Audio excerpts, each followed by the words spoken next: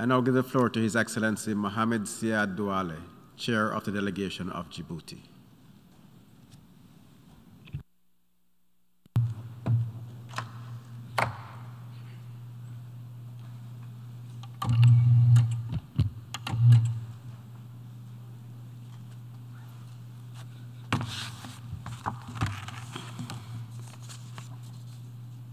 Monsieur le Président, President, Excellencies, distinguished participants, we meet at a time when the world continues to go through an uncertain period marked by multiple crises on the security, economic, health, and climate fronts. The topic chosen for this general debate of the 77th session of the General Assembly, a watershed moment, transformative solutions to interlocking challenges, may seem abstract, even obscure, but it covers a concrete, painful reality which calls for the firm commitment of the international community to reconsider its approach in order to urgently respond to the multiple threats hanging over the world. The United Nations were created not only to prevent war, but also through international cooperation to resolve economic problems.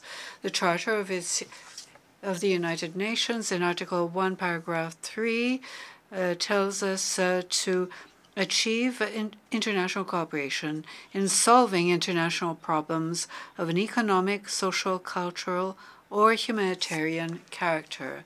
The prospect of a post-COVID-19 recovery was overshadowed by the conflict in Ukraine, which led to a rapid downturn in the world economy, skyrocketing food and fuel prices, and supply chain disruptions.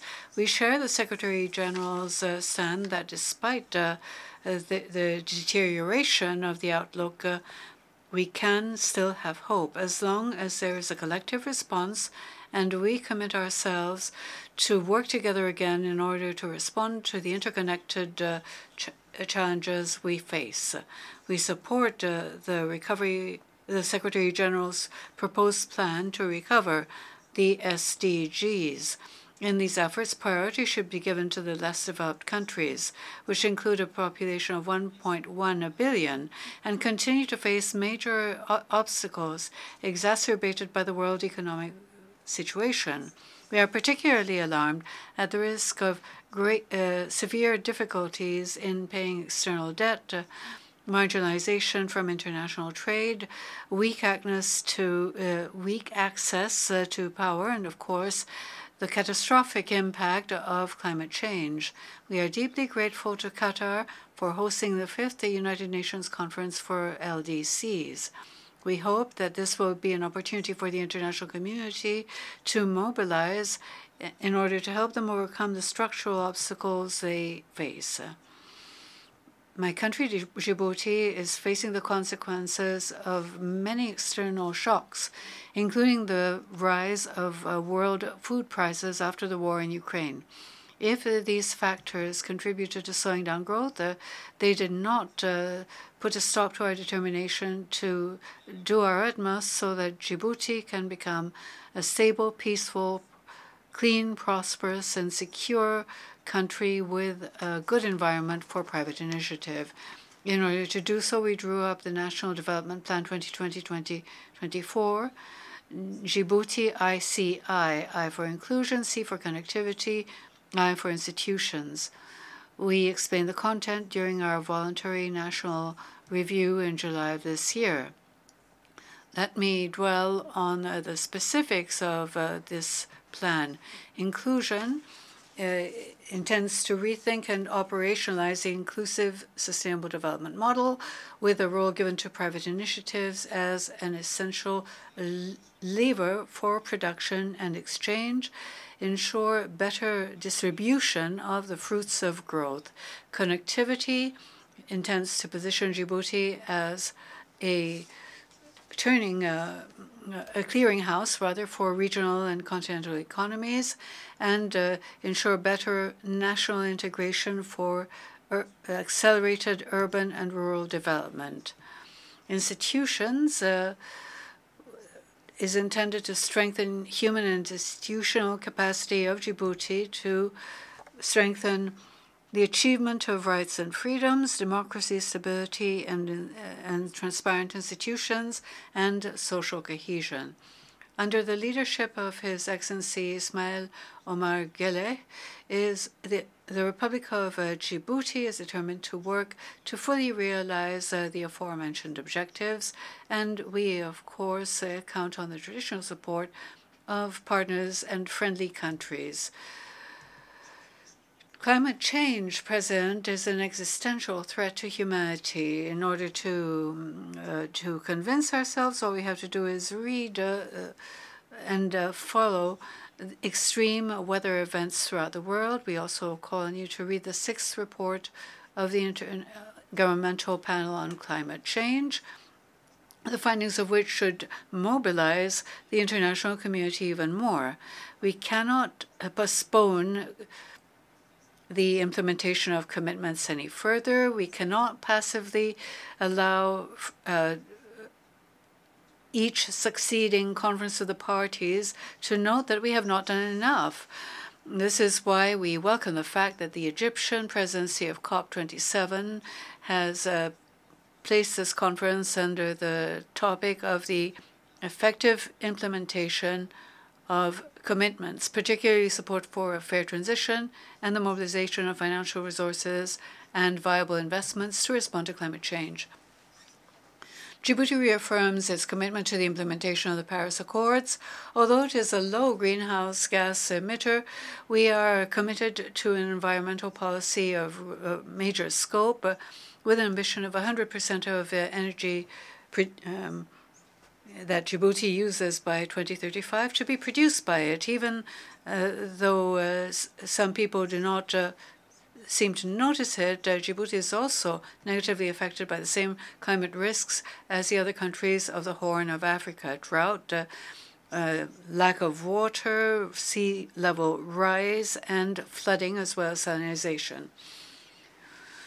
We welcome the unprecedented report of the 7th replenishment of the World Fund against AIDS, tuberculosis, and malaria under the leadership of President Biden. These resources are very important for the fight against these 3 epidemics by 2030.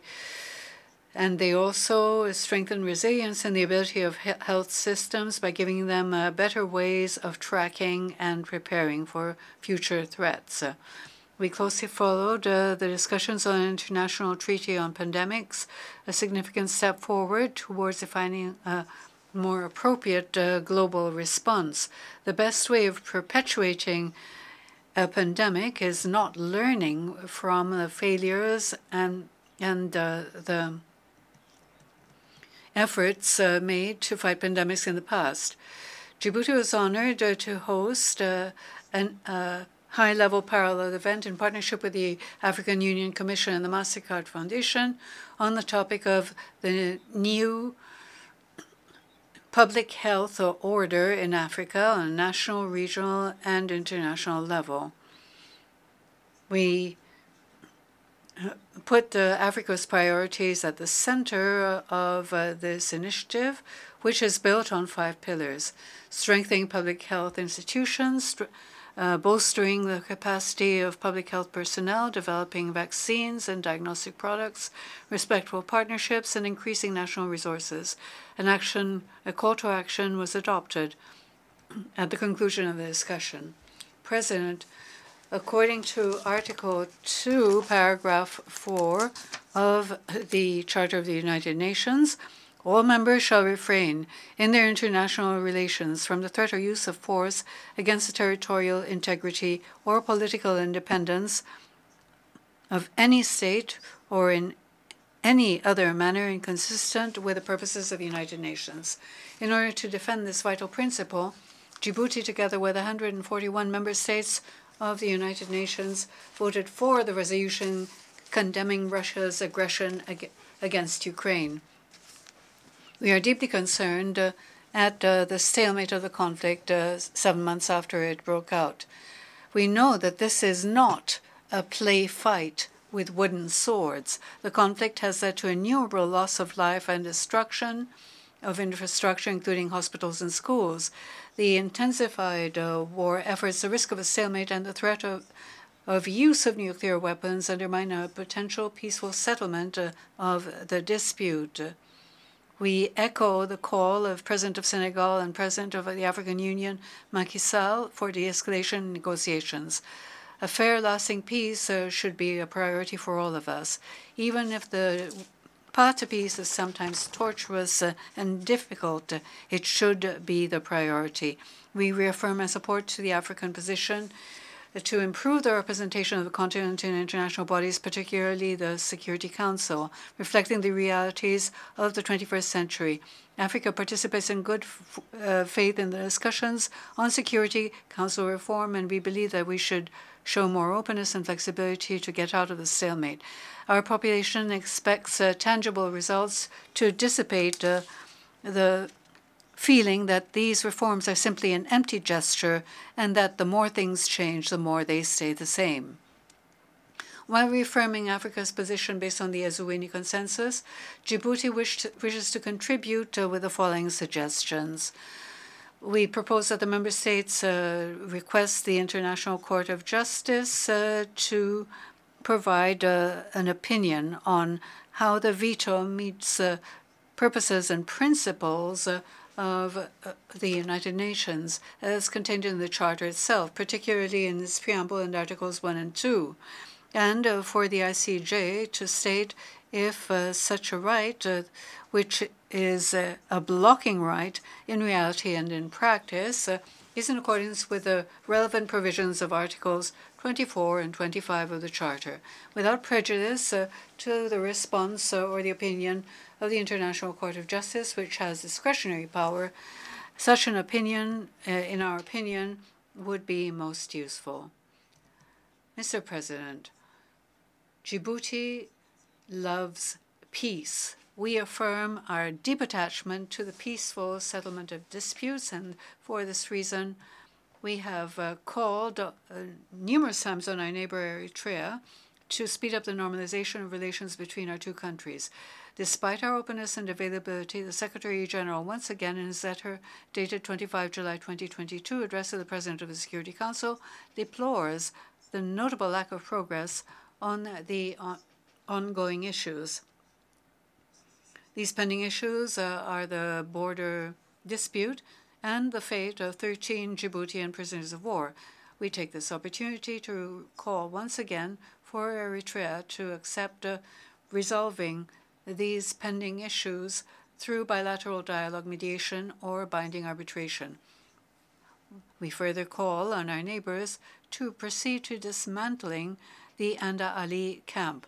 This would be a measure which would contribute to restoring a climate of trust between our two countries. In Somalia, we welcome recent political developments, the election of a new president, Hassan Sheikh Mohamed, and the entry of a new government. We hail the determination of the president as expressed here from this very podium to fight al-Shabaab extremists whose methods and motivations were strongly denounced. Djibouti will continue to assist Somalia as a troop contributing country of ATMIS in efforts to stabilize the country. Our commitment to Somalia is complete, unwavering, and long-lasting. Turning to Yemen, Djibouti is encouraged by the truce announced in confrontations following negotiations.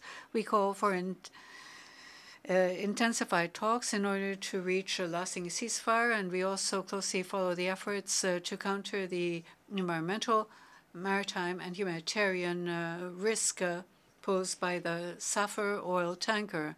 We are also concerned at Israel's political behavior characterized by an obstruction and violation of the peace agreements and the many Security Council resolutions.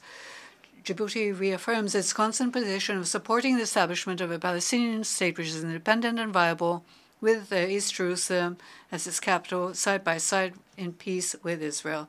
In conclusion, let us work together to build a stronger, better organization, better able to respond to global challenges. Thank you. I now give the floor to Ms. Josiane Dongobir, Chair of the Delegation of Nauru.